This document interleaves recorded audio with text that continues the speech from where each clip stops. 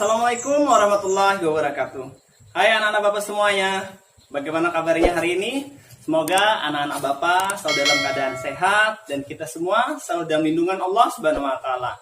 Baiklah, anak-anak Bapak, hari ini kita akan belajar Muatan lokal dalam bahasa Banjar tentang perjuangan Ratu Zulaiha melawan penjajah Belanda.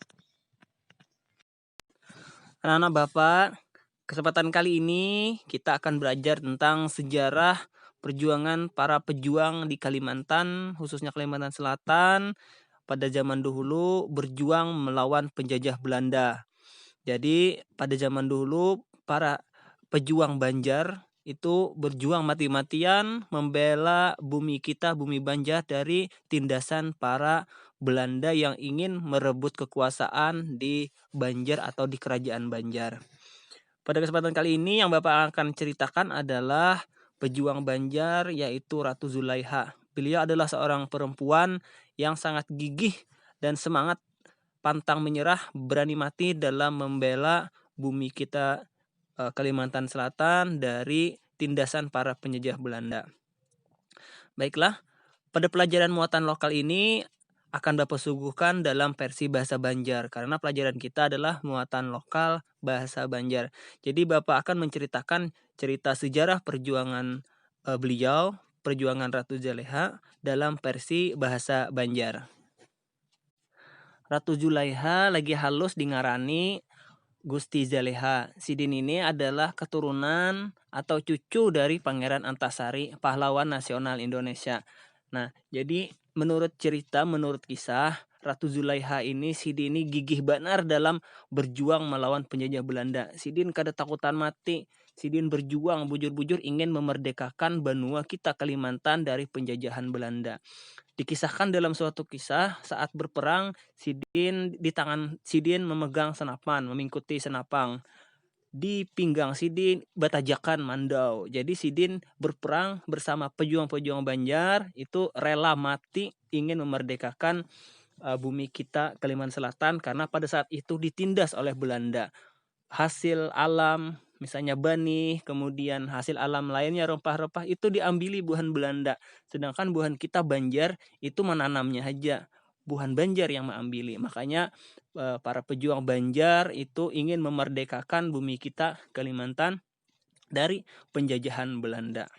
Menurut kisah, Bapak sambung kisah yang tadi, beliau dan para pejuang Banjar itu dalam perang itu selalu dihujani peluru karena minimnya kurangnya persenjataan para pejuang Banjar. Namun alhamdulillah dengan izin Allah, dengan perlindungan kepada Allah, karena orang Bahari itu keyakinan Sidin kuat-kuat minta perlindungan kepada Allah, dan alhamdulillah dengan izin Allah banyak pejuang Banjar yang selamat dan kada sedikit bebuhan Belanda yang mati saat berperang. Oleh karena itu bebuhan Belanda tuh akhirnya habis pikir bukannya, lalu bukannya hendak membawa damai buhan Banjar, pejuang Banjar nih. Nah disitulah buhan Belanda ini culas benarnya, liciknya. Jadi sebelum hendak berdamai itu sekalinya laki dari Ratu Zaleha ngaran Sidin adalah Gusti Muhammad Arsyad itu ditangkap. Setelah ditangkap dan dibawa ke Bogor, ditahan di sana. Nah, akhirnya pemberontakan ataupun perlawanan terhadap penjajah Belanda terus digencarkan. Namun pada akhirnya karena Ratu Zaleha juga sudah tua, terakhir beliau perang di Sungai Barito, di ujung Sungai Barito. Akhirnya Sidin tertangkap di situ karena beliau juga sudah dalam keadaan tua. Nah, setelah tertangkap, Sidin akhirnya dibawa ke Bogor juga, ditahan di sana.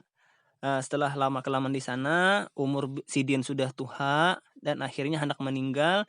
Akhirnya Sidin dibulikakan oleh buhan Belanda ke bumi kita Banjar, Kalimantan Selatan.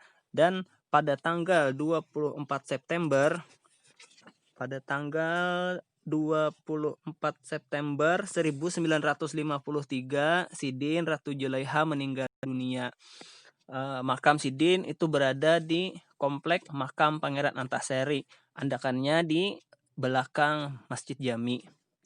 Nah, jadi begitulah anak-anak Bapak cerita para pejuang pada zaman dahulu yang Bapak ceritakan dalam versi bahasa Banjar, karena pelajaran kita adalah muatan lokal bahasa Banjar. Mudah-mudahan anak Bapak bisa mengerti, karena kita juga harus bisa jangan melupakan bahasa Banjar karena kita tinggal di Banjar. Makanya ada pelajaran muatan lokal bahasa Banjar. Nah, jadi pada intinya anak Bapak, kesimpulan dari cerita yang Bapak ceritakan di sini adalah kita sebagai penerus bangsa Indonesia, kita untuk anak-anak Bapak itu harus rajin semangat belajar.